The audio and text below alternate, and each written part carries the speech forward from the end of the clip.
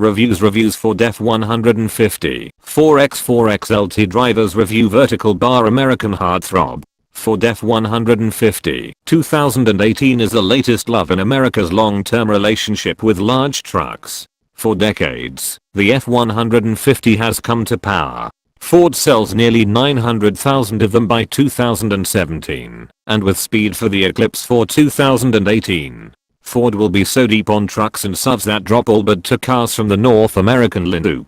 Talk about money, so give people what they want. The F-150 is renewed for 2018. The basic truck debuted back in 2015 and is one of the most extensive and risky redesigns in automotive history. The truck discards the steel bodywork for the sake of lighter aluminum. The refresh of 2018 brings new styles in front and rear, updated engines, including the new 3.0-liter turbo diesel that should be a dealer showroom near you. Ford made many small changes that helped improve the already solid product. Our testers are the lower middle trim XLT. This one comes in a 4-door Super Crew configuration with a short box and 4-wheel drive, instead of one of the more modern EcoBoost turbo V6 engines. This machine has a roaring 5.0-liter V8 at $53,225. It's not cheap. Then again, there are no trucks at this time. This one has a $10,000 option.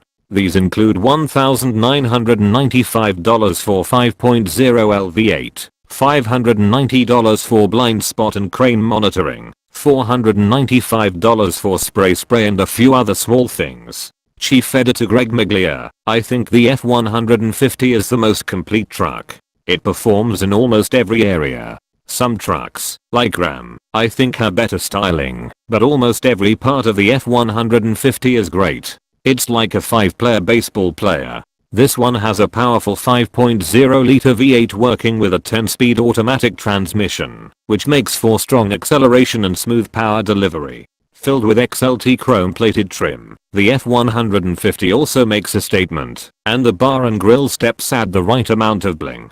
The cabin is sturdy, though I have never liked the F-150 as much as Ram. I put him in a deadlock with Chevy Silverado in my personal rankings about the Detroit truck feature. I was actually digging into the new 3-sync, though, and after trying it on some Ford, the infotainment system was a demonstrative step ahead of its predecessor. The clear and colored look is functional and feels more logical than the old sync system. Senior Editor, Green, John Beltsnader: this is a very handsome truck. At a certain point recently, Ford upgraded its design game, or finally I began to notice and appreciate what Blue Oval does with its trucks and SUVs. I was crazy about the Expedition show we did last week, and my first instinct, when I went to the parking lot to see the F-150 was to start posting photos on Twitter.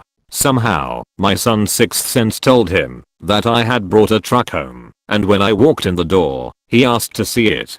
His reaction was one of admiration. It's mostly convenient on the road, but I'm seeing some weird behavior in highway traffic densely. When going from sliding to mild acceleration, I saw several thrash drivetrain 1 or 2 moments after the downshift transmission. I cannot make it happen as instructed, and it's not a consistent problem, but I've seen it more than a few times on the way home. My other complaint is that the F-150 tends to float in its lane more than any other truck I drive in these days, which requires constant adjustment. Even so, this is a fairly quiet truck to drive, more like an SUV than a pickup. I do not see a ton of movement through suspension, and with 10 gears, the engine operates on a sane RPM under normal driving, either on the highway or in the city. For day-to-day driving tasks, the F-150 feels like a very livable truck. Senior Producer Christopher McGraw: it's the truck. This is a cargo truck. If you need to do a freight truck, you can get this truck. To be honest, cannot forget the price tag of this truck, but more specifically the price of each truck in the market. The average price of full-size trucks last year was around $50,000. That's ridiculous. People spend too much money on trucks. For $55K, things like start key press and keyless entry should be included. That being said, from a large-size truck, still likes the best F-150, although the new Ram must have crept on it. It's not specific,